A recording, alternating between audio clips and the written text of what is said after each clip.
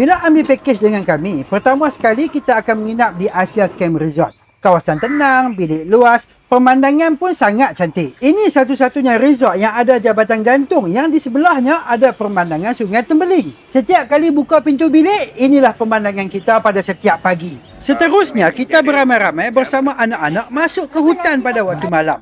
Melihat serangga malam dan merasai sendiri suasana hutan hujan tropika pada waktu malam. Banyak sungguh serangga aneh yang kita tak akan jumpa di rumah tetapi ada dalam hutan Taman Negara pada waktu malam. Selesai berjalan malam, kita pula naik bot laju merentasi arus deras Sungai Tembeling. Jangan risau, pemandu bot memang berpengalaman luas mengendalikan kelajuan sewaktu merentas arus deras. Baju dengan seluar memang akan basah.